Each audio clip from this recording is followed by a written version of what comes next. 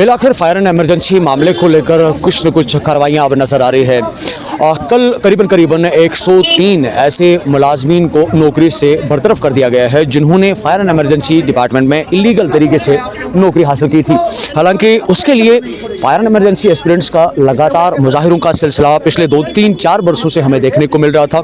अलग अलग मौक़ों पे इन्होंने अपने एहतजाज दर्ज किए, सरकार से रिक्वेस्ट की, एडमिनिस्ट्रेशन से रिक्वेस्ट की, जो इन्वेस्टिगेशन एजेंसीज़ हैं उनसे इन्होंने अपनी तरफ से इस्तदा की कि इनके मामले को लेकर बड़े पैमाने पर तहकीकात की जाए।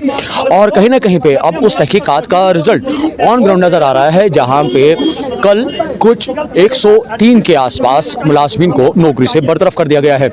लेकिन वहीं पे साथ साथ इन एस्पिरेंट्स का मानना है कि इन्होंने इस स्कैम के बारे में और भी कई दस्तावेजात और भी कई सबूत सरकार के सामने रखे हैं, एडमिनिस्ट्रेशन के सामने रखे हैं, जिसको लेकर भी आने वाले वक्त में काम किया जाएगा। उनका मानना है कि करीबन 700 ऐसे एस्पिरेंट्स हैं, 700 ऐसे लोग हैं जो अभी इलीगल तरीके से फायर एंड इमरजेंसी डिपार्टमेंट में नौकरी कर रहे हैं। इनका मानना है कि जिस तरह से इन्होंने सबूत एडमिनिस्ट्रेशन के सामने रखे हैं, इन्वेस्टिगेशन एजेंसीज के सामने रखे हैं, उन दस्तावेजात पे, उन सबूतों पे काम किया जाएगा और जो मजीद इलीगल एंट्रीज इस डिपार्टमेंट में हुई हैं उनके खिलाफ भी कानूनी कार्रवाई की जाएगी। जीजेकेएल के लिए मीर उमर, श्रीनगर।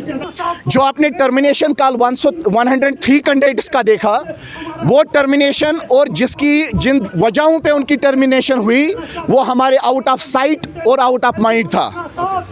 हमें उन चीज़ों के ऊपर नज़र ही नहीं थी कि ओएमआर शीट्स चेंज किए जाएंगे, ओएमआर शीट्स में टेम्परिंग की जाएंगी, नौकरी उनको दी जाएगी जिन बच्चों ने फॉर्म ही सबमिट नहीं किए थे।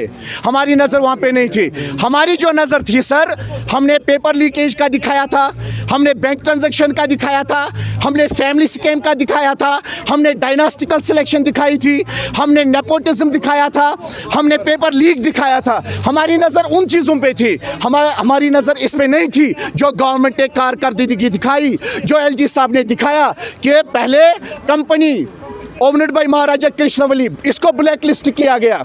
हमें ये पता ही नहीं था कि गवर्नमेंट उस कंपनी को हायर करेगी जो ऑलरेडी 2018 में ब्लैक लिस्टेड होगी। मींस अभी फर्दर ऑन इसमें और मजीद investigation sir to be very honest in front of you, हमें लगता है कि एक भी बंदा आज जो ये स्कैम 103 का नज़र सामने आ गया, हमें लगता है कि इसमें अगर 700 कैंडिडेट हैं तो 700 कैंडिडेट में एक भी बंदा अपने बलबूते पे नहीं लगा हुआ होगा।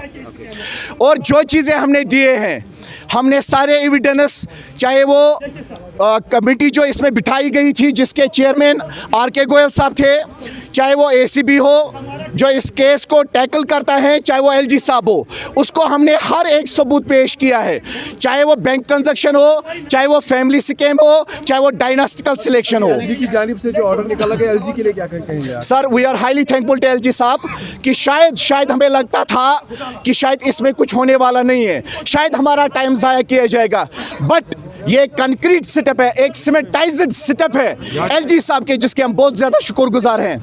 शुक्रिया। क्या अगर हमारे 10 साल ज़ाये हुए, उसके पीछे सबसे बड़ा कारण है दैट इज़ जो इसकी कंपनी, जो घोटालाबाज कंपनी थी, जिस कंपनी ने करोड़ों में पैसे लूटे थे कैंडिडेट से, डिपार्टमेंट से, और इवन के परसों गवर्नमेंट ने होम डिपार्टमेंट द्वारा एक ऑर्डर जारी किया गया और उसमें वाज़िया तरीके से ये दिखाया गया कि इस कंपनी का जो टेंडर था वो बहुत ज़्यादा हाई था और ये L2 पे थी। हालांकि एक कंपनी जो अपना टेंडर डाला था वो बहुत कम था, मगर इस कंपनी की इतनी चापलूसी थी, इतना लेन देन था डिपार्टमेंट में कुछ कल्प्रेटों के साथ कि इसी कंपनी को एग्ज़ाम लेने का हक दिया गया और हमारे साथ घोटाला किया गया। और इस कंपनी का नाम था LMES, ओनर्ड बाय महाराजा कृष्णवली, और यही वो कंपनी थी जिसने 2018 में भी एग्ज़ाम लिया।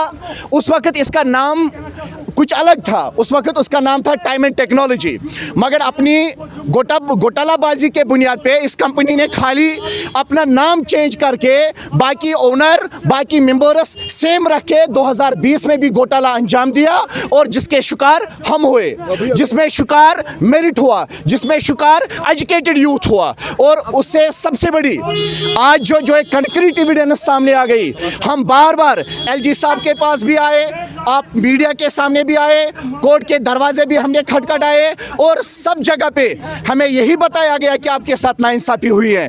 इवन के एलजी साहब के साथ टेबल टू टेबल मेरी मीटिंग हुई थी एक उसमें